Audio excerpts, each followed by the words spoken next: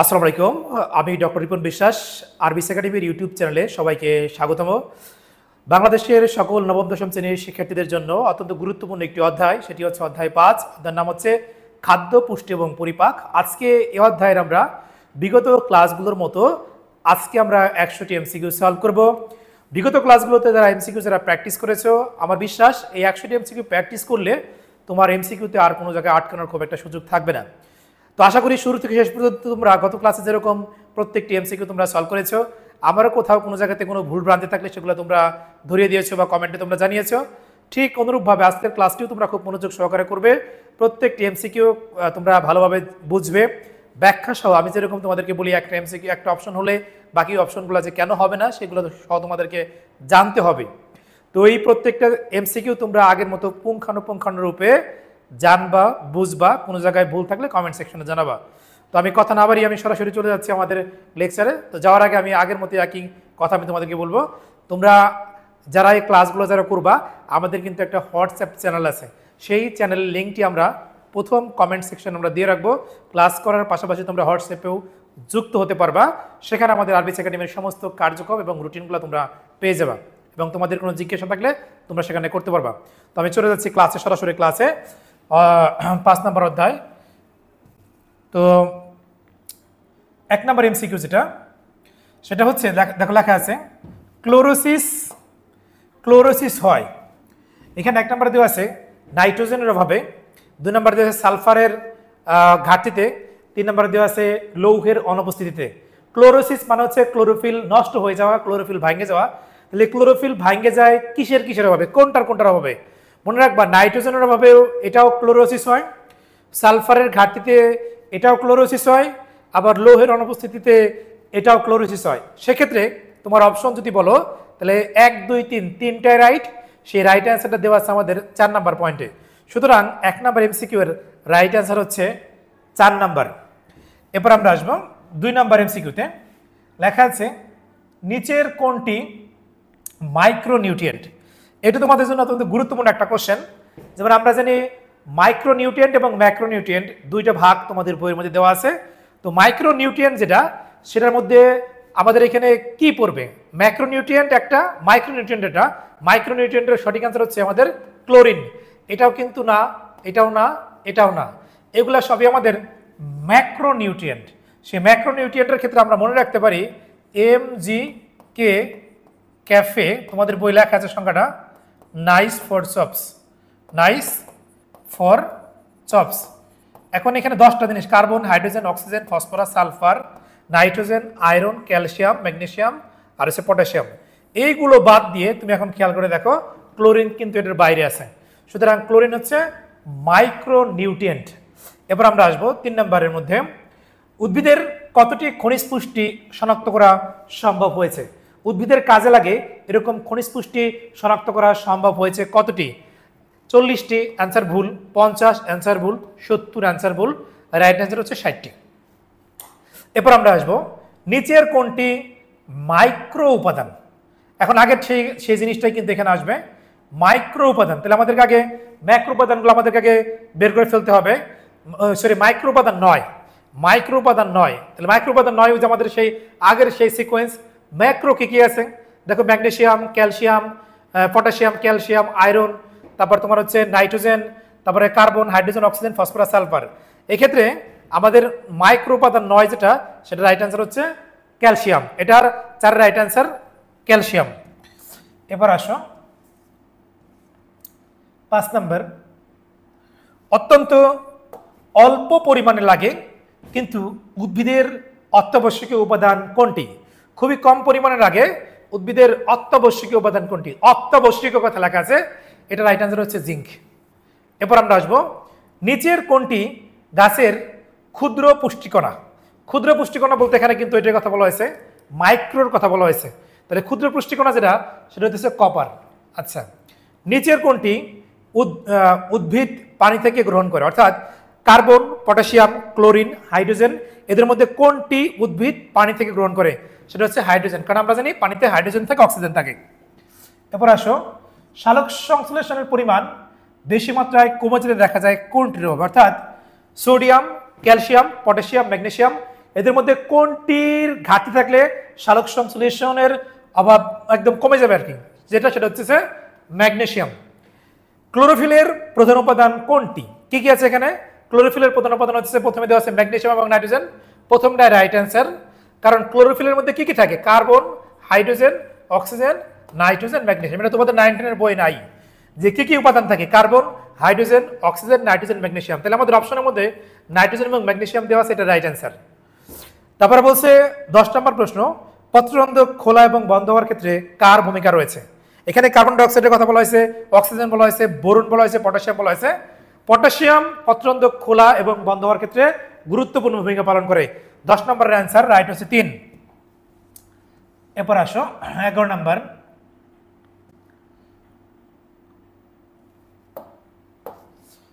DNA, RNA, ATP এদের গাঠনিক উপাদান কোনটি? ডিএনএ, আরএনএ, এটিপি এদের গাঠনিক উপাদান কোনটি? ফসফরাস। কেন ফসফরাস? যেমন ডিএনএ এর মধ্যে নাইট্রোজেন থাকে, পেন্টোজ সুগার থাকে, ফসফেট থাকে, তিনটা হচ্ছে মূল উপাদান। তো সেই হিসেবে তিনটার মধ্যে একটা কিন্তু ফসফরাস আমরা পাই গেছি। অ্যান্সার কিন্তু ফসফরাস, অথবা ফসফরাস না থাকে অনেক সময় ফসফেট থাকে। রাইট অ্যান্সার কিন্তু ফসফেট দিলেও কিন্তু রাইট অ্যান্সার হবে। 12 নম্বর প্রশ্ন বলছে, উদ্ভিদ কোষের ক্লোরোপ্লাস্টের গঠন এবং সংরক্ষণের জন্য কোন উপাদানটি বেশি প্রয়োজন? ক্লোরোপ্লাস্টের গঠনের কথা বলা হয়েছে। ক্লোরোপ্লাস্টের গঠন এবং সংরক্ষণ, এটার একটা রাইট অ্যান্সার, সেটা হচ্ছে ম্যাঙ্গানিজ।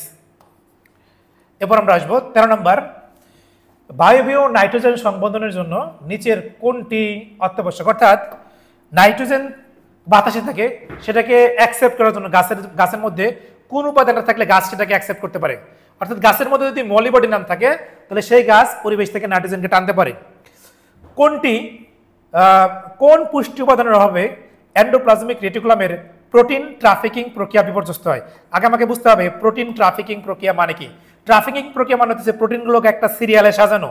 তাহলে প্রশ্ন বলছে কোন পুষ্টি উপাদানের অভাবে এন্ডোপ্লাজমিক রেটিকুলামের প্রোটিন ট্রাফিকিং প্রক্রিয়া বিপর্যস্ত হয়? এটা রাইট অ্যান্সার হচ্ছে ক্যালসিয়াম। আচ্ছা, এরপর আসো 15 নম্বরে, কোন উপাদানের অভাবে ডাইব্যাক রোগ দেখা যায়? ডাইব্যাক কথার মানে হচ্ছে পাতা শুকায় যাওয়া। এটা খুব ইম্পর্টেন্ট এমসিকিউ।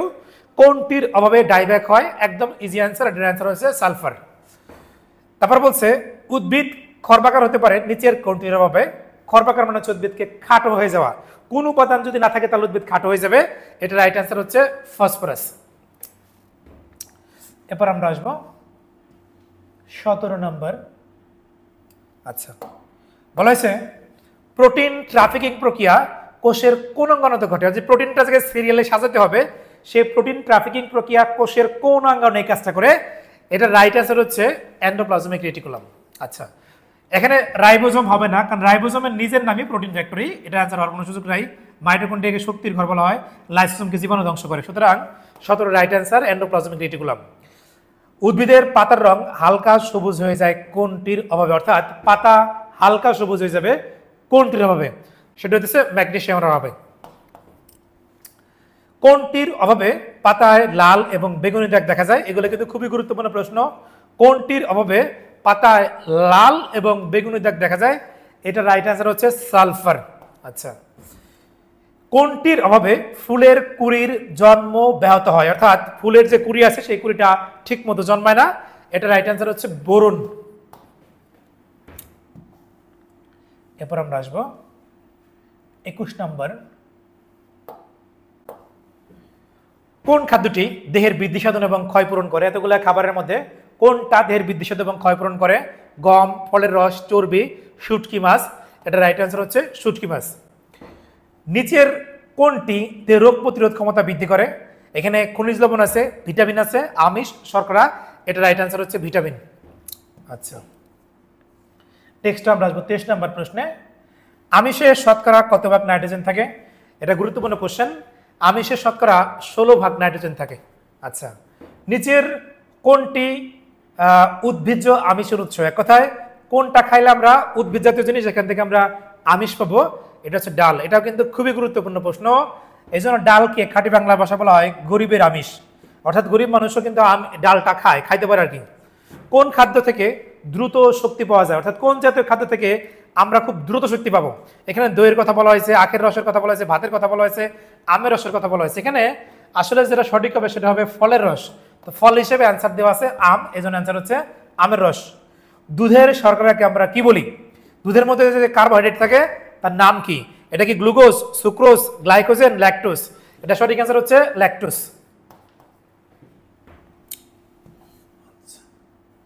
27 নম্বর। ওকে, 27, কমলার রস থেকে নিচের কোনটি পাওয়া যায়? এটা রাইট অ্যান্সার হচ্ছে গ্লুকোজ।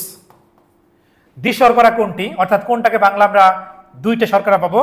এটার রাইট অ্যান্সার হচ্ছে দুধের মধ্যে দুধটাকে যদি আমরা ভাঙি তাহলে সেক্ষেত্রে আমরা দুইটা শর্করা পাবো। দুধ একটা ডাইস্যাকারাইড। 29 নম্বর প্রশ্ন, এক শর্করার উৎস কোনটি? এখানে এক শর্করা মানে যার মধ্যে একটা উপাদান আছে শর্করার। এটা কি ফলের রস, সবজি, দুধ নাকি চিনি? এটা রাইট অ্যান্সার হচ্ছে ফলের রস, মনোস্যাকারাইড বলা হয় এটাকে। শর্করা এবং আমিষের তুলনায় চর্বিতে কত গুণ পরিমাণ ক্যালোরি থাকে? অর্থাৎ আমরা যদি শর্করা এবং আমিষ খাই তার থেকে চর্বি খেলে কি পরিমাণ এনার্জি পাবো? এটা ডাবল পরিমাণ এনার্জি পাবো, ডাবলের একটু বেশি, কারণ 9 কিলো ক্যালোরি শক্তি পাওয়া যায় চর্বি থেকে, আর শর্করা এবং আমিষ থেকে পাওয়া যায় 4। তাহলে এর অনুপাত 4 4 9, অর্থাৎ 4 4 9। তার মানে দেখো শর্করা এবং শর্করা থেকে পায় 4 কিলো ক্যালোরি, 1 গ্রাম শর্করা থেকে, 1 গ্রাম আমিষ থেকে পায় 4, আর 1 গ্রাম চর্বি থেকে পায় 9, মানে 4 এর ডাবল 8, 8এরও বেশি। তাহলে অ্যান্সার হবে 2। এবার আমরা আসবো, চর্বি প্রধানত দেহের কোথায় জমা থাকে? আমরা যে চর্বি খাই সেই চর্বিগুলা কোন জায়গায় জমে? আমাদের রক্তে জমে, তারপরে হাড়ে জমে, চুলে জমে, ত্বকের নিচে জমে। অ্যাপ্রোপ্রিয়েট রাইট অ্যান্সার ত্বকের নিচে। আচ্ছা, এবার আমরা আসবো 32, পানিতে দ্রবণীয় ভিটামিন কোনটি? এখন আমাকে জানতে হবে ভিটামিন কয় রকম আছে? 2 রকম, একটা চর্বিতে দ্রবণীয় ভিটামিন, একটা পানিতে দ্রবণীয় ভিটামিন। তাহলে চর্বিতে দ্রবণীয় ভিটামিন আছে 4টা, এ ডি ই কে। তাহলে এখন তুমি খেয়াল করে দেখবে এ ডি কে আছে। এখন ই তো থাকলে আমাদের পুরোটাই কিন্তু একদম অপশন হতো চর্বিতে দ্রবণীয় ভিটামিন। তাহলে এখন এ তো চর্বিতে দ্রবণীয় ভিটামিন, ডিও চর্বিতে দ্রবণীয় ভিটামিন, কেও চর্বিতে দ্রবণীয় ভিটামিন। তাহলে অপশন হবে বি, বিটা হচ্ছে রাইট অ্যান্সার। কোন খাদ্যে চর্বিতে দ্রবণীয় সব ভিটামিন পাওয়া যায়? অর্থাৎ এমন একটা খাদ্যের কথা বলা হয়েছে যে খাদ্যে চর্বিতে দ্রবণীয় সব ভিটামিন পাওয়া যায়। মলা মাছ অ্যান্সার না, মাছের তেল না, কলিজা অ্যান্সার হবে না, অ্যান্সার রাইট অ্যান্সার হচ্ছে ডিম। এই জন্য রোগী অসুস্থ হলে বা যে কোনো মানুষ অসুস্থ হলে ডিম দুধ খাইতে বলে। ঢেঁকি ছাড়া চালে কোন ভিটামিন আছে? ভিটামিন এ ডি ই কে। এখানে বলা হয়েছে ঢেঁকি ছাড়া চাল যেটা গ্রামগঞ্জে পাওয়া যায়, ঢাকা শহরে এখন একদম নাই বললে চলে। কোন ভিটামিন পাওয়া যায়? এটা হচ্ছে ভিটামিন বি।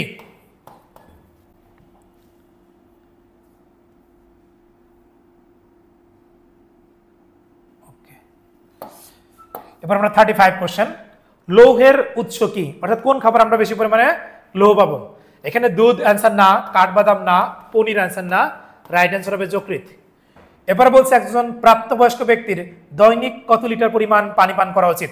অর্থাৎ আমাদের কতটুকু পরিমাণ পানি খাওয়া উচিত? এটা সবাই তোমরা জানো, 2 লিটার। এবার আমরা আসবো, খাদ্যনালীর ক্যান্সারের আশঙ্কা হ্রাস করে কোনটি? খনিজ লবণ, এটার অ্যান্সার না। তারপরে ভিটামিন না, পানি অ্যান্সার নো। খাদ্য আঁশ, খাদ্য আঁশের কিন্তু আরেকটা নাম আছে র্যাফেজ। সুতরাং অপশনে খাদ্য আঁশ না থাকে, র্যাফেজ থাকলে র্যাফেজও কিন্তু রাইট অ্যান্সার। আদর্শ খাদ্য পিরামিডের সবচেয়ে উপরে থাকে কোনটি? আদর্শ খাদ্য পিরামিডের সবচেয়ে উপরে থাকে কোনটি? এখানে কি রুটি না, মলা মাছ না, লাল শাক না, অ্যান্সার হবে ডালটা। কেন? এটা একটু বুঝাই দিচ্ছি তোমাদেরকে। আদর্শ খাদ্য পিরামিড বলতে আমরা এরকম একটা পিরামিডকে বুঝি, নিচের দিকে থাকে শর্করা, তারপর থাকে প্রোটিন, তারপর থাকে চর্বি। তো চর্বি যদি সবার উপরে থাকে তো চর্বি জাতীয় খাবার এখানে একটাই আছে, আনসার হচ্ছে ডালডা। সুতরাং 38-এর আনসার ডালডা। সেক্ষেত্রে তুমি আরো যদি জানে রাখলা ডালডার পরিবর্তে চর্বি থাকলে সেটা রাইট আনসার। মিডল পয়েন্টে থাকে আমিষ, আর একদম লোয়ার এন্ডে থাকে হইতেছে শর্করা জাতীয় খাবার। এরপর আমরা আসবো 39 নম্বর প্রশ্ন, খাদ্য পিরামিডের একটু আগে তোমাদেরকে যেটা এক্সপ্লেন করে আসছি, খাদ্য পিরামিডের উপর থেকে দ্বিতীয় স্তরে কোনটি পাওয়া যায়? তাহলে মাঝখানের স্তরে যেটা সেখানে কি ছিল? আমি বলছিলাম উপরের স্তরে চর্বি, মাঝের স্তরে থাকে প্রোটিন, আর লোয়ার এন্ডে থাকে হচ্ছে শর্করা। তাহলে প্রোটিনের কথা বলা হয়েছে, প্রোটিন কোন খাবারে পাওয়া যায়? তুমি ব্রেন খালি বুঝবা, ডিম এবং মাছ এই দুইটাই হচ্ছে প্রোটিনের সোর্স। সুষম খাদ্যে শর্করা, আমিষ এবং চর্বি কি পরিমাণ থাকে? শর্করার পরিমাণ কত থাকে? শর্করার পরিমাণ কত? তারপর বলছে আমিষের পরিমাণ কত, চর্বির পরিমাণ কত? অর্থাৎ শর্করা, আমিষ এবং চর্বি এদের অনুপাত হবে 4:1:1। অর্থাৎ শর্করা, প্রথমে শর্করা, তারপরে আমিষ, তারপরে চর্বি, এদের অনুপাত হবে 4:1:1। এরপর আমরা আসবো 41 নম্বর প্রশ্নে নিচের কোনটি আইএনএফএস এর পুনরূপ? এটা কিন্তু আইএনএফএস অনেকে কিন্তু বুঝে না, অনেকের ধারণা এটা মনে হয় বাইরের কোনো সংস্থা, বাইরের কোনো সংগঠন। আসলে এটা আমাদের ঢাকা ইউনিভার্সিটির একটা ডিপার্টমেন্ট, যেটাকে আমরা বলি পুষ্টিবিজ্ঞান যে সাবজেক্টটা আছে, নিউট্রিশনিস্ট যাদেরকে আমরা বলি, সেটা ঢাকা ইউনিভার্সিটিতে পড়ানো হয়। সেই ইনস্টিটিউশন নাম হচ্ছে আইএনএফএস। এটার পুনরূপ হচ্ছে the institute of nutrition and food science. তাহলে তুমি খেয়াল করে দেখো, the institute of nutrition and food science, এটা হচ্ছে 4 নাম্বার। এখানে তোমাকে খেয়াল করতে হবে বানামগুলো কোনটার মধ্যে ঠিক আছে কিনা। যেমন এখানে দেখো তোমার লেখা আছে ইনস্টিটিউট, এখানে কিন্তু ইনস্টিটিউট আছে, এখানে নিউট্রিয়েন্ট, এখানে লেখা আছে নিউট্রিশন, সুতরাং এটা অ্যান্সার হবে না। আবার এখানে লেখা আছে ইনস্টিটিউশন, এটা অ্যান্সার বাদ। আবার এখানে লেখা আছে ইনস্টিটিউশন, এটা অ্যান্সার বাদ। সুতরাং আমাদের রাইট অ্যান্সার হচ্ছে 4 নাম্বার। এরপর আমরা আসবো কোন খাবারে ক্যালোরির মান বেশি হবে, অর্থাৎ 42 নম্বর প্রশ্নে ভাত, আলু, রুটি, খিচুড়ি, এদের মধ্যে কোনটাতে তুমি ক্যালোরি বেশি পাবা? এটা কিন্তু তোমাদের বইয়ে দেওয়া আছে। আমরা যদি মিশ্র খাবার খাই একক খাবারের থেকে, তাহলে আমরা ক্যালোরিটা বেশি পাই। ভাত একটা একক ধরনের খাবার, কারণ ভাতের মধ্যে কোনো কিছু মিক্সড আপ নাই। খিচুড়ির মধ্যে কিন্তু তুমি ডালও দিচ্ছ, আবার হলুদও দিচ্ছ, তুমি শর্করাও খাচ্ছ, এই জন্য খিচুড়ির মধ্যে আমরা শক্তিটা বেশি পাই। সুতরাং রাইট অ্যান্সার 42-এর খিচুড়ি। এরপর আমরা আসবো 43। ইলিশ মাছ নিচের কোন রোগটি প্রতিরোধ করে? এখানে বলা হয়েছে ডায়াবেটিস, গয়টার, অ্যাপিলেপসি, আমাশয়। এখানে ইলিশ মাছ কোনটিকে প্রতিরোধ করে? আসলে এখানে একটা ব্যাপার আছে প্রশ্নের মধ্যে। এটার ইলিশ মাছ সাধারণত যদি আমরা নোনা ইলিশ যেটাকে আমরা বলি, লবণাক্ত ইলিশ যেটাকে আমরা বলি বাজারে কিনতে পাওয়া যায়, সেই ইলিশ হবে। কারণ কি, এই লবণের মধ্যে আয়োডিন থাকে। সেই আয়োডিন সাধারণত আমাদের যে থাইরয়েড গ্রন্থি আছে, এই থাইরয়েড গ্রন্থির ফাংশনকে ঠিক মতো ঘটাইতে সহায়তা করে। তাহলে আমরা যদি ইলিশ মাছ খাই, তাহলে আমাদের আয়োডিনের ঘাটতি পূরণ হবে। আয়োডিনের ঘাটতি পূরণ হলে থাইরয়েড ভালো থাকবে। থাইরয়েড আমাদের যদি বড় হয়ে যায়, সেক্ষেত্রে রোগের নাম হয় গয়টার। সুতরাং ইলিশ মাছ ঠিক মতো খেলে গয়টার হবে না। সুতরাং রাইট অ্যান্সার হচ্ছে গয়টার। থাইরয়েড হরমোনের ঘাটতির অপর নাম কি? যদি কারো শরীরে থাইরয়েড হরমোনের ঘাটতি হয়, সেক্ষেত্রে যদি ডিজিজ হয়, সেই ডিজিজের নাম কি? রোগের নাম হচ্ছে গলগণ্ড। কোন বয়সী শিশুদের মধ্যে রাতকানা রোগ সবচেয়ে বেশি, অর্থাৎ বাচ্চাদের কত বছর বয়সের মধ্যে রাতকানা রোগ সবচেয়ে বেশি হয়? এর অ্যান্সার হবে 2 থেকে 5 বছর বয়সী শিশুদের রাতকানা রোগ সবচেয়ে বেশি হয়। এরপর আমরা আসবো 46। ওকে, বলা হয়েছে ভিটামিন ডি এর অভাবে কোন রোগটি হয়? এখানে কিন্তু প্রশ্নের মধ্যে একটু তোমাদের কারেকশন করতে হবে। ভিটামিন ডি এর অভাবে কোন রোগটি হয়, এইটা যদি লেখা থাকে বাচ্চাদের ক্ষেত্রে তাহলে একটা অ্যান্সার হবে। এটা যদি লেখা থাকে বয়স্কদের ক্ষেত্রে তাহলে একটা অ্যান্সার হবে। যদি বয়স্কদের ক্ষেত্রে লেখা থাকে তাহলে হবে অস্টিওপোরোসিস। আর যদি বাচ্চাদের কথা লেখা থাকতো তাহলে অ্যান্সার হতো রিকেটস। সুতরাং 46 নম্বর প্রশ্নের মধ্যে তোমাদেরকে একটু এক্সপ্লেনেশনটা জানতে হবে। যেহেতু আমাদের এখানে কোনো কিছু উল্লেখ করা নাই, সরাসরি অপশনে রিকেটস জাস্ট আমরা জায়গায় দিছি, বাট অ্যান্সার যদি বয়স্ক লেখা থাকে সেক্ষেত্রে কিন্তু অ্যান্সার হবে অস্টিওপোরোসিস। সুতরাং তুমি একসাথে দুটো জিনিস জানিয়ে রাখলে তোমার সুবিধা হবে। তোমার বইয়ে অ্যান্সারটা দেওয়া আছে যে ভিটামিন ডি বয়স্কদের ক্ষেত্রে করে অস্টিওপোরোসিস, আর বাচ্চাদের ক্ষেত্রে করে রিকেটস। এখানে যদি রিকেটস না থাকতো অপশনে, সেক্ষেত্রে আমরা আর্থ্রাইটিস অপশনটাও দেখাইতে পারতাম। ভিটামিন ডি সংশ্লেষণ করার জন্য সূর্যের আলো ত্বকে অবস্থিত কোন উপাদানটি রাসায়নিক পরিবর্তন ঘটায়? ত্বকের মধ্যে যে উপাদান থাকে সেইটার কোন উপাদানটাকে আমাদের রাসায়নিক পরিবর্তন ঘটায়? তোমাদের কিন্তু একটু আগে বলছিলাম এই ত্বকের নিচে কি জমে? চর্বি জমে। চর্বির একটা ফর্মের নাম কি? কোলেস্টেরল। এই কোলেস্টেরলটা সূর্যের আলো পাইলে, সানলাইটের সহায়তায় একটা সময় যায় ভিটামিনে রূপান্তরিত হয়। এখানে প্রশ্ন আসতে পারে শরীরের কোন অঙ্গ এই কোলেস্টেরলকে চেঞ্জ করতে সহায়তা করে? কিডনি। তাহলে আমাদের একসাথে অনেকগুলো পড়া হয়ে গেল। এটা রাইট অ্যান্সার হচ্ছে কোলেস্টেরল। কোনটি রিকেটস রোগের লক্ষণ নয়? এখানে বলা হয়েছে গাঁট ফুলে যাওয়া, পায়ের হাড় বেঁকে যাওয়া, হাড়গুলো দুর্বল হয়ে যাওয়া, বক্ষদেশ প্রসারিত হয়ে যাওয়া। তোমাকে বুঝতে হবে ছোট্ট একটা শব্দ চেঞ্জ হয়ে গেছে, কিন্তু অ্যান্সারটা চেঞ্জ হয়ে গেছে। বক্ষদেশ প্রসারিত না হয়ে যদি সরু থাকতো বা সংকুচিত থাকতো তাহলে কিন্তু এখানে সবগুলো রিকেটসের লক্ষণ হইতো। জাস্ট একটা শব্দ চেঞ্জ করে দিছে, এই জন্য কিন্তু এটার অ্যান্সার হবে 4 নাম্বার। এই জন্য যে কোনো প্রশ্ন দাগানোর আগে কিন্তু তোমাকে প্রত্যেকটা শব্দ ভালো করে খেয়াল করতে হবে। আচ্ছা, এরপর 49 নম্বর প্রশ্ন, কোন ভিটামিনের অভাবে রক্ত শূন্যতা দেখা যায়? তোমরা মোটামুটি সবাই এটা জানো। Vitamin A, vitamin C, vitamin বি12, ভিটামিন ডি, অর্থাৎ রক্ত শূন্যতা দেখা যাবে ভিটামিন বি12 এর অভাবে। সুতরাং 49-এর রাইট অ্যান্সার হচ্ছে ভিটামিন বি12। এটার নাম আছে ভিটামিন সি। সরি ভুল বললাম, কি বলা হয় এটাকে, থায়ামিন বা রিবোফ্লাভিন এরকম নাম আছে। সুতরাং এটা রাইট অ্যান্সার হচ্ছে ভিটামিন বি12। অপশনে থাকলে সেটা কিন্তু রাইট অ্যান্সার হয়। এই এক্সপ্লেনেশনটা তোমরা একটু দেখে নিও ভালো করে, বইয়ের মধ্যে কোন অ্যান্সারে রাইট দেওয়া আছে। আচ্ছা, পুষ্টি উপাদান থেকে নির্গত শক্তির একক কি? অর্থাৎ পুষ্টি উপাদান থেকে যে নির্গত শক্তি আমরা পাই খাদ্য থেকে বা ভাত থেকে, সেটার এককটার নাম কি? ক্যালোরি। এখানে প্রশ্ন আসে ক্যালোরি এবং জুলের মধ্যে সম্পর্ক, অনেক সময় প্রশ্ন আসে 1 ক্যালোরি সমান সমান 4.2 জুল বা এরকম সামথিং একটা টার্ম বইয়ের মধ্যে দেওয়া আছে, ঠিক আছে। এবার আসো দেখো, যে শব্দটা তোমাদেরকে একটু আগে বলছিলাম লেখা আছে 1 ক্যালোরি সমান সমান কত জুল। এখানে যেটা রাইট আছে সেটা হবে 4200 জুল, ঠিক আছে, 4200 জুল। তাহলে আমি আগে তোমাদেরকে একটু আগে বলছিলাম 1 কিলো ক্যালোরি সমান সমান 4.2 কিলো জুল, 4.2 কিলো জুল। এখন 4.2 কিলো জুল রে তুমি যখন জুলে নিবা, তাহলে কিলো জুলে নিলে কতটা গুণ হবে? 1000, 1000 গুণ করলে কিন্তু 4200 অ্যান্সার রাইট আছে। সুতরাং তোমাকে কি দেখতে হবে অপশন এখানে কি জুল আছে নাকি কিলো জুল আছে। কিলো জুল থাকলে 4.2 হয়তো রাইট অ্যান্সার, যদি জুল আছে সেজন্য অ্যান্সার হবে 4200। আচ্ছা, এবার আমরা আসি বিএমআই এর মানদণ্ডে সুস্থতার আদর্শ মান কোনটি? 52 নম্বর প্রশ্ন বলছে বিএমআই এর মানদণ্ডে সুস্থতার আদর্শ মান কোনটি, অর্থাৎ কত থেকে কত বিএমআই রেঞ্জ থাকলে তুমি সুস্থ? 18.5 থেকে 24.9। এর নিচে থাকলে ওয়েট লস, প্রথম আরো এর একটু উপরে গেলে প্রথম স্তর, দ্বিতীয় স্তর, তৃতীয় স্তর, এরকম আমরা মোটাদেরকে মিন করি। কোনটি মৎস্য এবং পশুখাদ্য ব্যবহারের ফলে প্রাণীদের দেহে জমা হয়? অর্থাৎ কোনটি মৎস্য ও পশুখাদ্য ব্যবহারের ফলে প্রাণীর দেহে জমা হয়? অর্থাৎ যে আমরা যে ফার্মের মুরগিটাকে খাই, এই ফার্মের মুরগির মধ্যে যে খাবারটা খাওয়ানো হয় সেই খাবারটা আমাদের দেহে আসে। সেটা কোন খাবার ফার্মের মুরগিকে খাওয়ালে আমাদের দেহে আসতে পারে? যেটা তার নাম হচ্ছে অ্যান্টিবায়োটিক।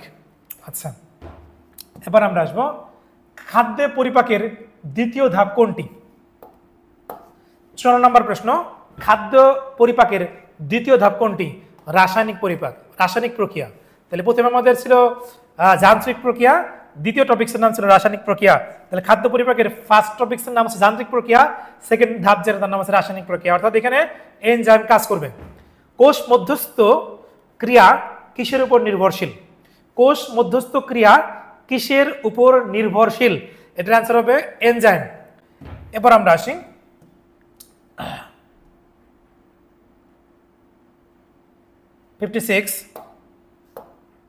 বলা হয়েছে নিচের কোনটি মানুষের দাঁতের ধরন নয়?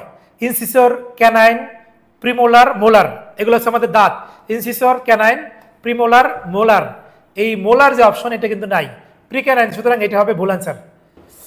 মানুষের মুখে কয়টি পেশন দাঁত থাকে? তাহলে আমাকে জানতে হবে প্রথমে অগ্রপেশন, তারপরে পেশন, তারপরে ছেদন, প্রথমে কর্তন, তারপরে হচ্ছে পেশন, তারপরে অগ্রপেশন, তারপরে ছেদন। তাহলে এখন প্রশ্ন হচ্ছে ইনসিসর, ক্যানাইন, প্রিমোলার, মোলার। এখন বলা হয়েছে মানুষের মুখে কয়টি পেশন দাঁত থাকে? রাইট অ্যান্সার হবে 8টি। আচ্ছা, নেক্সট আমরা আসি দাঁতের সঠিক ক্রম কোনটি, অর্থাৎ কোনটি সঠিক? এখানে বলেছে কর্তন, একটু আগে তোমাদের বলছিলাম কর্তন, ছেদন, অগ্রপেশন, পেশন। তাহলে এটার রাইট অ্যান্সার হচ্ছে 1 নাম্বার। ওই যে বলছিলাম ইনসিসর, ক্যানাইন, প্রিমোলার, মোলার, এটা মনে রাখুন। কোন দাঁত খাবার টুকরা করে? খাবারকে কেটে কেটে টুকরা করে প্রথমটা, অর্থাৎ কর্তন দাঁত। তাহলে এটার অ্যান্সার হবে ইনসিসর। আচ্ছা, এরপর আমরা আসবো 60 নম্বর প্রশ্নে। ওকে, বলা হয়েছে এনামেলের গঠনে কোনটি থাকে না? এনামেলের গঠনে কোনটি থাকে না? এখানে ক্যালসিয়াম ফসফেট থাকে, ক্যালসিয়াম কার্বনেট থাকে, ক্যালসিয়াম ফ্লোরাইড থাকে। থাকে না ক্যালসিয়াম ক্লোরাইড, এটা বাত, এটা লবণ।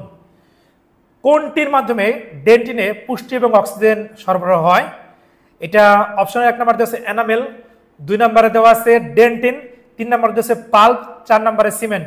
এটা হবে না, এটা হবে না, এটা হবে না। রাইট অ্যান্সার হচ্ছে পাল্প। পাল্পের বাংলা হচ্ছে দন্তমজ্জা। তোমার বইতে দন্তমজ্জা দেওয়া আছে, ইংলিশে কিন্তু পাল্প। বৃহদন্তের অংশ কোনটি? তাহলে আমাকে জানতে হবে যে ক্ষুদ্রান্তের অংশ কি কি আছে। Duodenum, jejunum, Ilium. দেখো ডিউডেনাম, জেজুনাম, ইলিয়াম এগুলা ক্ষুদ্রান্তের অংশ। তাহলে এটা আনসার হচ্ছে না, এটা হচ্ছে না, এটা হচ্ছে না। রাইট আনসার হচ্ছে সিকাম। তাহলে আর কি কি অংশ আছে বৃহদান্তের? সিকাম, কোলন, রেকটাম, পায়ছিদ্র। সিকাম, কোলন, মলাশয়, রেকটাম, পায়ছিদ্র যেগুলোর কথা বললাম এগুলো হচ্ছে আমাদের বৃহদান্তের অংশ। এরপর আসো 63, ভিলাস কোথায় পাওয়া যায়? আমাকে জানতে হবে ভিলাসটা মানে কি।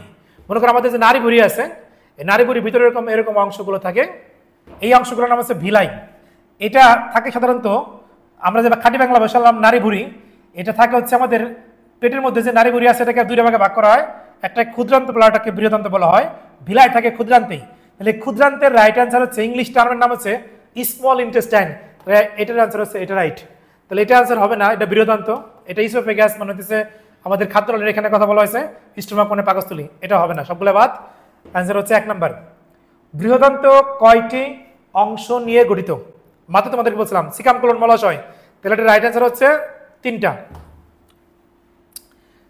সাব ম্যাক্সিলারি লালা গ্রন্থির অবস্থান কোথায়? বলা হয়েছে সাব ম্যাক্সিলারি লালা গ্রন্থির অবস্থান কোথায়।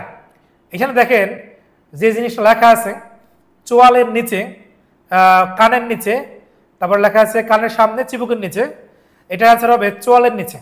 আসলে সাব ম্যাক্সিলারি যে ওয়ার্ডটা তোমার বইয়ের মধ্যে দেওয়া আছে, এটা কিন্তু একদম অ্যাপ্রোপ্রিয়েট রাইট অ্যান্সার হয় না, কারণ সাব ম্যাক্সিলারি বলে ওয়ার্ডটা আমরা ইউজ করি না, আমরা ইউজ করি সাব ম্যান্ডিবুলার।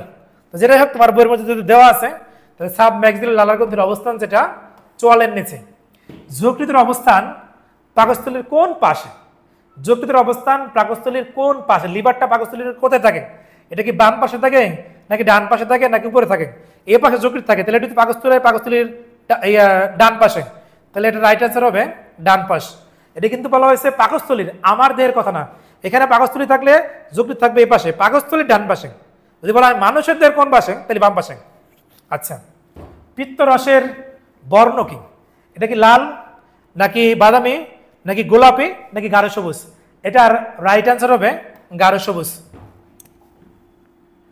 এরপর আমরা আসবো 67, শেষ 68 number 68। Urea, uric acid, ammonia কোনটিতে তৈরিতে ব্যবহৃত হয়? কোনটিতে মানে কোন অঙ্গটাতে এটা তৈরি হয় বা ব্যবহৃত হয়?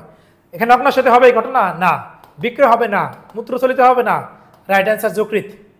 আচ্ছা, অর্থাৎ বলা হয়েছে ইউরিয়া, ইউরিক অ্যাসিড, অ্যামোনিয়া এগুলো আমাদের বডির কোন পার্টসে তৈরি হয়?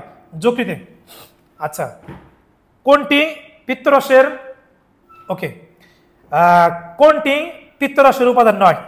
এখানে অ্যান্সার দেওয়া আছে পানি, খনিজ লবণ, কোলেস্টেরল, এই তিনটাই পিত্তরসের উপাদান। এটার উপাদান নয় যেটা, সেটা হচ্ছে এনজাইম।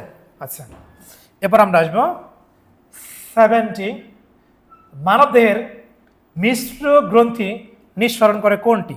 তাহলে আমাদেরকে জানতে হবে আমাদের মিশ্র গ্রন্থি কি কি আছে। শুক্রাশয়, ডিম্বাশয়, অগ্নাশয়।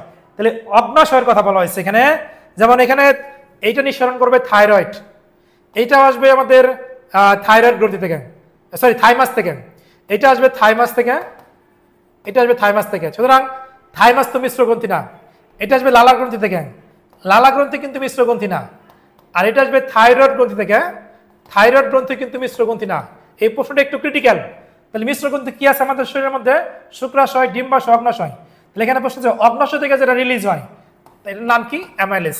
একটু ভাইবে অ্যান্সার করতে হবে আর কি। 71 নম্বর প্রশ্ন, নিচের কোন খাদ্যটির পরিপাক মুখ গহ্বর থেকে শুরু হয়? আমাদের মুখ গহ্বর যেটা পরিপাক হয় সেটা অবশ্য শর্করা, তাহলে শর্করার পরিপাক শুরু হবে মুখ থেকে। ডিম কি শর্করা খাবার? অ্যান্সার না। মাছ কি শর্করা খাবার? না। মাখন কি শর্করা খাবার? না। বাকি থাকলে একটা রুটি, এখানে রুটি বাদ দিয়ে ভাত থাকলে ভাত অ্যান্সার রাইট হবে। এক কথা মনে রাখতে হবে, শর্করা খাবার যেটা থাকবে সেটা রাইট অ্যান্সার হবে। এরপর আমরা আসবো 72, নিচের কোনটি শর্করাজাত খাদ্য পরিপাক করে? কোন এনজাইমের কথা বলা হয়েছে? লাইপেজ, এটা লিপিডকে পরিপাক করে না। পেপসিন, এটা প্রোটিনকে পরিপাক করে। ট্রিপসিন প্রোটিনকে পরিপাক করে। Right answer amylase. লালারসের এনজাইমের নাম কি? তাহলে আমাদের লালারসের যে এনজাইমগুলো থাকে সেই এনজাইমগুলো কি, কোন কোন এনজাইমের কথা বলা হয়েছে? পেপসিন না, মিউসিন না, ট্রিপসিন না, রাইট অ্যান্সার টায়ালিন। অনেক সময় মিউসিন অনেক সময় আমরা দেখাইতে পারি, যদি টায়ালিন না থাকে সেক্ষেত্রে তুমি মিউসিন দেখাইতে পারবা। এটার অ্যান্সার হচ্ছে টায়ালিন। আচ্ছা, এটার একটা নাম স্যালাইভারি অ্যামাইলেজ কিন্তু বলা হয়। কোনটিতে ল্যাকটেস এনজাইম থাকে? অর্থাৎ এদের মধ্যে কোনটার মধ্যে ল্যাকটেস এনজাইম আছে? এটা কি অগ্নাশয় রসে আছে? না। লালা রসে আছে? নো। পাচক রসে থাকে? না। রাইট অ্যান্সার হচ্ছে আন্ত্রিক রসে। এরপর আমরা আসবো 75।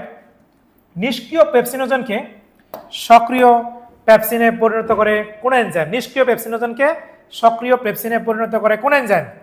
আসলে এনজাইম তো না, এটা একটা অ্যাসিড টাইপের জিনিস, নাম হচ্ছে হাইড্রোক্লোরিক অ্যাসিড। এটা একটা জৈব অ্যাসিড। এটা আনসার হবে না, এটাও না, এটাও না। আচ্ছা, আমিষ ভেঙে কোন যৌগ গঠন করে? এটা না পারলে আসলে এই চ্যাপ্টার পড়ার কোনো মানে হয় না। আমিষ ভেঙে তৈরি হয় অ্যামাইনো অ্যাসিড এবং পলিপেপটাইড। হ্যাঁ, তাহলে সেক্ষেত্রে আনসার দেখো সরাসরি তোমার পারা উচিত পলিপেপটাইড। গ্লুকোজ তো না, শর্করা বাংলা হয় গ্লুকোজ। ফ্যাটি অ্যাসিড হয় চর্বি থেকে। সরল পেপটাইড এটাও না, কারণ সরল পেপটাইড হবে পলিপেপটাইডকে ভাঙলে। তাহলে আমিষ ভাঙে প্রথমে হবে পলিপেপটাইড। ঠিক আছে, যদি পলিপেপটাইড অপশনে না থাকতো সেক্ষেত্রে কিন্তু তুমি সরল পেপটাইড লাগাইতে পারতাম। আচ্ছা, আমরা আসি পরে 77। কোথায় পাকমণ্ড তৈরি হয়? পাকমণ্ড মানে একটা খাবারের ম্যাশআপ অবস্থা, মিশ্রিত অবস্থা। কোন জায়গায় তৈরি হয়? এটা অবশ্যই সোজা তোমাদের পারা উচিত পাকস্থলীতে। যকৃতের মধ্যে তার খাবার ঢুকে না, সুতরাং এটা অ্যান্সার হবে না। ক্ষুদ্রান্তের মধ্যে হবে না, বৃহদান্তে হবে না। স্নেহ পদার্থের পরিপাক কোথায় শুরু হয়? আমাদের স্নেহ পদার্থের পরিপাকটা কোথায় শুরু হয়? পদার্থের পরিপাকটা অ্যাকচুয়ালি কিন্তু মূলত পরিপাক হবে ডিউরেনামে, বাট প্রশ্ন বুঝতে হবে শুরু হবে কোথায়। শুরু হবে স্নেহ পদার্থের পরিপাক কোথায় শুরু হয়? আচ্ছা, প্রোটিনের পরিপাক, এটা রাইট অ্যান্সার হবে পাকস্থলী। অর্থাৎ স্নেহটা পাকস্থলীতে হালকা কিছুটা পরিপাক হবে, এর পরবর্তীতে বাকি ডিটেলস যায় সেটা ক্ষুদ্রান্তের যে ডিউরেনাম আছে সেই ডিউরেনামের মধ্যে যায় সেটা পরিপাক হবে। ঠিক আছে, তবে অনেক সময় 19 অনুসারে ক্ষুদ্রান্তের ডিউরেনাম অ্যান্সার রাইট অ্যান্সার নেওয়া হয়, বাট একদম অ্যাপ্রোপ্রিয়েট যেটা রাইট অ্যান্সার সেটা হবে পাকস্থলীতে। আচ্ছা,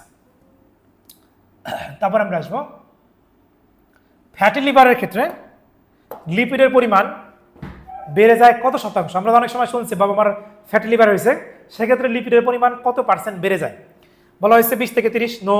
40 থেকে 50, না। 30 থেকে 40, না। 10 থেকে 20। ডিসপেপসিয়া একটা রোগের নামের কথা বলা হয়েছে। আমি অলরেডি বলে ফেলাই দিছি, কথা বলে ফেলা দিলাম। ডিসপেপসিয়া আসলে কি? অপশন বলছে এটা রোগ। আমাদের যে বদ হজম হয় না অনেক সময়, আমরা যে খাওয়ার পরে যেরকম ঢেকুর যে কাটি, এটার নামে ডিসপেপসিয়া। এটা এক প্রকার রোগ, খাঁটি বাংলা ভাষাটাকে আমরা বদ হজমও বলতে পারি। আচ্ছা, এবার আমরা আসবো 81 নম্বর প্রশ্ন। আমাশয় যে হয় সেই রোগের জীবাণুর নাম কি? এখানে আমাশয় হয় দুইটা জিনিস দিয়া, একটা ব্যাকটেরিয়া আর একটা হচ্ছে প্রোটোজোয়া। যেটা ব্যাকটেরিয়া সেটার নাম হচ্ছে তোমার শিগেলা। তাহলে এটা রাইট অ্যান্সার হবে শিগেলা। তাহলে আমাশয় যেটা হয় তার নাম কি? শিগেলা নামক একটা ব্যাকটেরিয়া, এইটা দিয়ে আমাদের আমাশয় হয়। আচ্ছা, নিচের কোনটি কোন প্রোটোজোয়ার সংক্রমণ? দেখো পরের কথা কিন্তু অলরেডি আমি বলে ফেলা দিছি যে এমন একটা প্রোটোজোয়া যেটা দিয়ে কি হয়? আমাশয় হয়। আগেরটা বলছি ব্যাকটেরিয়া, নাম হচ্ছে শিগেলা। যদি প্রোটোজোয়ার কথা বলা হয় তাহলে সেই প্রোটোজোয়ার নাম হবে অ্যান্টামোয়েবা হিস্টোলাইটিকা। সুতরাং তুমি যখন কোনো কিছু এক্সপ্লেনেশন সহকারে শিখবা, তুমি কোশ্চেনগুলো অটোমেটিকলি এমনি দিতে পারবা। এরপর আসি, কোষ্ঠকাঠিন্য হওয়ার জন্য দায়ী কোনটি? কোষ্ঠকাঠিন্য হওয়ার জন্য দায়ী কোনটি? আচ্ছা, প্রথমে বলা হয়েছে উদ্ভিদের ডাটা, ফলের খোসা, শস্যদানা, খাসির মাংস। এখন প্রশ্ন হচ্ছে ফলের খোসা, শস্যদানা, খাসির মাংস এই তিনটাকে আমরা র্যাফেজ বলি। সুতরাং এই তিনটার একটা হবে না, এগুলা খাইলে কোষ্ঠকাঠিন্য ভালো হয়ে যায়। সুতরাং হবে কোনটা? অপশন বাকি থাকলে একটা কোনটা? খাসির মাংস। খাসির মাংস না, যে কোনো মাংসই তুমি যদি বেশি খাও একটা সময় যায় কোষ্ঠকাঠিন্য হয়ে যাবে। কোনটির সংক্রমণে পেপটিক আলসার হতে পারে? তাহলে আমাকে আগে জানতে হবে যে আলসার আবার কয় ধরনের আছে? 3 ধরনের আলসার আছে। আমরা যদি খেয়াল করে দেখি, এটা যদি পাকস্থলী হয়, পাকস্থলীর পরে যে আলসার হয় এখান থেকে শুরু করে তার নাম হয় ডিউডেনাল আলসার। আর পাকস্থলীতে যে আলসার হয় সেটাকে আমরা বলি স্টোমাকের মধ্যে আলসার। আর উপরের পার্টে যদি আলসার হয় সেটার নাম দিই আমরা পেপটিক আলসার। এই পেপটিক আলসার হয় সাধারণত কিসের অভাবে? কোনটার অভাবে? সরি, কোন ভুল বললাম, কোন ব্যাকটেরিয়া দিয়ে? এটার পুরো নাম হবে হেলিকোব্যাক্টর পাইলোরি দিয়ে। অর্থাৎ হেলিকোব্যাক্টর পরে একটা শব্দ আসে পাইলোরি, এটা ব্যাকটেরিয়া। এইটা যদি কোনো কারণে আমাদের পাকস্থলীতে যায় তখন আমাদের আলসার হয়। আচ্ছা, তারপর আমরা আসবো যে পরে 85 নম্বর প্রশ্ন। দেখো বানানটা লেখা আছে, একটু আগে তোমরা পড়ে আসছো যে হেলিকোব্যাক্টর পাইলোরি কোন রোগ সৃষ্টি করে? মাত্রই সলভ করা 84 নম্বর প্রশ্নে। রাইট আনসার হবে পেপটিক আলসার। বেরিয়াম এক্সের মাধ্যমে কোন রোগটি নির্ণয় করা হয়। আমাকে আগে জানতে হবে যে বেরিয়াম এক্স জিনিসটা আসলে কি, একটু বলে দিই। মনে করো বেরিয়াম একটা পদার্থ দুধের মতো সাদা, এটা যখন কাউরে খাওয়ানো হয়, খাওয়াইলে যেখানে আলসার আছে পাকস্থলীতে, ওই আলসারের জায়গায় যায় সেই জিনিসটা লাইগে থাকে, তখন এক্স রে করলে এটার একটা শ্যাডো আসে। সুতরাং বেরিয়াম এক্স রে এইটা আমরা নির্ণয় করি কোন রোগের ক্ষেত্রে, আলসার পরীক্ষা করার ক্ষেত্রে আমরা বেরিয়াম এক্স রেটা করি। কোনটির মাধ্যমে গ্যাস্ট্রিক আলসার নির্ণয় করা হয়? এখানে বলছে পাকস্থলীর মধ্যে যে আলসার, স্টোমাকের যে আলসার, এটা আমরা কোনটির মাধ্যমে নির্ণয় করি? অর্থাৎ গলার ভিতরে টিউব ঢুকায় পাকস্থলী থেকে দেখা হয়, এটার নাম হয় এন্ডোস্কোপি। তাহলে এখন দেখো লেখা আছে কত নম্বর প্রশ্ন, এন্ডোস্কোপি। ইসিজি দ্বারা আমরা কি করি? হার্টের অবস্থা জানি। কোলোনোস্কোপি দ্বারা আমরা কি বুঝি? আমাদের পায়ুপথের ক্ষুদ্রান্তের বা বৃহদান্তের কোনো ফাংশনের সমস্যা থাকলে সেটাকে আমরা দেখি। কালার ডপলার একটা আল্ট্রাসোনোগ্রাম পরীক্ষা, সুতরাং তিনটের একটা হবে না, 86 আনসার আছে 1 নাম্বার। 87 গ্যাস্ট্রিক আলসার মারাত্মক হলে কোনটি ঘটে? যদি কারো গ্যাস্ট্রিক আলসার অনেক বিরূপ পর্যায়ে চলে যায়, সেক্ষেত্রে কি তার প্রবলেম হইতে পারে? তাহলে তার কি হতে পারে? পাতলা পায়খানা হতে পারে? নো। মাথা ব্যথা হতে পারে? না। কোষ্ঠকাঠিন্য হতে পারে? না। তার বমি হইতে পারে প্রচুর পরিমাণে, এবং এই বমির সাথে ব্লাড আসতে পারে। এবার আমরা আসি 88 লৌহের অনুপস্থিতিতে কি হয়? বলা হয়েছে পাতা বিবর্ণ হয়ে যায়, পাতায় ক্লোরোসিস হয়, কাণ্ড দুর্বল এবং ছোট হয়ে যায়। এটা রাইট অ্যান্সার 1 2 3, তিনটা রাইট। 4 নাম্বারটা। এরপর আমরা আসবো 89 বলা হয়েছে খনিজ লবণের সোর্স কি? খনিজ লবণের সোর্স কি? এটা বলা হয়েছে সোডিয়াম বাদাম এবং আচার, পটাশিয়াম কলা এবং আপেল থেকে আমরা পাইতে পারি, ক্যালসিয়াম মাংস এবং খাবার লবণ থেকে পাইতে পারি।